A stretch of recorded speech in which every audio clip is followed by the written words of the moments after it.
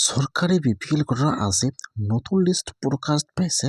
যদি আপোনালোকৰ জিঅ'টেক সম্পূৰ্ণ হৈ গৈছে, আপোনালোকে এতিয়া চৰকাৰী ঘৰত ফাৰ্ষ্ট পেমেণ্ট লাভ কৰা নাই, তেনেহ'লে কিন্তু আজি চৰকাৰী ঘৰত নতুন জিঅ'টেক হোৱা লিষ্ট প্ৰকাশ পাইছে। যিসকলৰ সেইটো লিষ্টত নাম আহিছে সকলোৰে একাউণ্টত কিন্তু আজি চৰকাৰী ঘৰত ফাৰ্ষ্ট পেমেণ্ট সোমাই গ'ল 32,500 টকা। সেইকাৰণে যদি আপোনালোকে এতিয়া চৰকাৰী ঘৰত নতুন লিষ্টটো চেক কৰা নাই যে আপোনালোকৰ লিষ্টত নামটো আহিছে নে অহা নাই, তেনেহ'লে আপোনালোকে আজি চৰকাৰী ঘৰৰ লিষ্টটো চেক কৰক আপোনালোকে আপোনাৰ নিজৰ মোবাইলৰ পৰা যে আপোনালোকৰ লিষ্টত নামটো আহিছে নে অহা নাই। কেনেকুৱাকৈ আপোনালোকে চৰকাৰী ঘৰৰ নতুন লিষ্টটো চেক কৰিব যে আপোনালোকৰ লিষ্টত নামটো আহিছে নে অহা নাই, সম্পূৰ্ণ প্ৰচেছ দেখুৱাই দি আছোঁ, চাই লওক।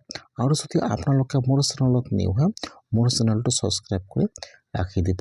এতিয়া আপোনালোকে ফাৰ্ষ্ট এইটো অপশ্যনত আহি যাব pmayc.nic.in। মই কিন্তু আপোনাৰ সুবিধাৰ কাৰণে অপশ্যনৰ লিংকটো মোৰ ডিছক্ৰিপশ্যনত দি দিছোঁ। আপোনালোকে ডাইৰেক্ট ক্লিক কৰি ফাৰ্ষ্ট এইটো অপশ্যনত আহি যাব। হোৱাৰ পিছত আপোনালোকে ফাৰ্ষ্ট ইয়াত আপোনাৰ ব্ৰাউজাৰটো ডেস্কটপ ছেট কৰি ল'ব। ইয়াত চাব 1 নম্বৰত দিয়া আছে এবাউট এছ, 2 নম্বৰত চাব দিয়া আছে ইয়াত আৱাজ শ্বপ। এতিয়া আপোনালোকে আৱাজ শ্বপৰ ওপৰত এবাৰ ক্লিক কৰিব।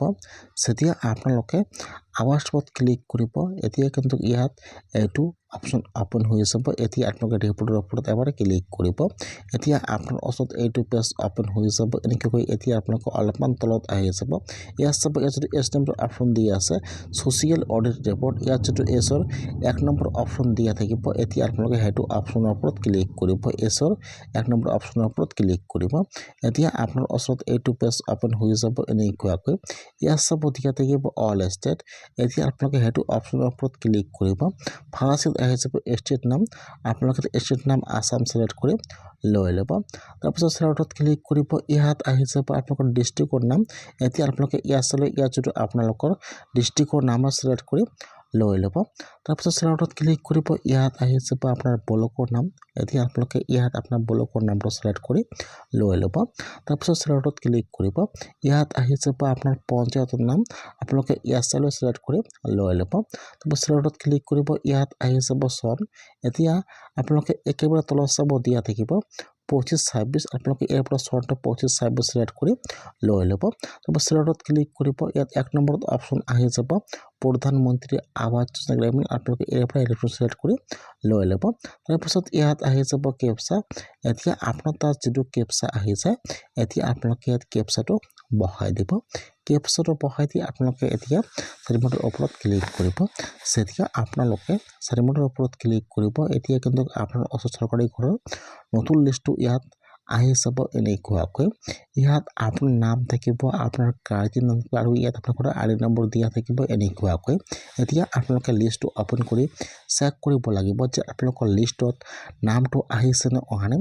যদি আপোনালোকৰ লিষ্টত নাম থাকে তেনেহ'লে কিন্তু আপোনালোকৰ একাউণ্টত চৰকাৰী ঘৰৰ পইচা আজি সোমাই গৈছে। যিসকলৰ সেইটো লিষ্টত নাম আছে সকলোৰে একাউণ্টত আজি চৰকাৰী ঘৰৰ পইচা সোমাই গ'ল।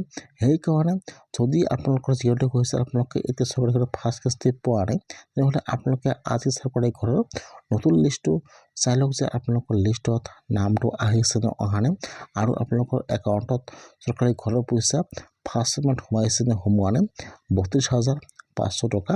আপোনালোকে এবাৰ কমেণ্টত জনাই দিব। আপোনালোকে এনেকুৱাকৈ চৰকাৰী ঘৰৰ জিঅ'টেক হোৱা নতুন লিষ্টটো চেক কৰক আপোনাৰ নিজৰ মোবাইলৰ পৰা।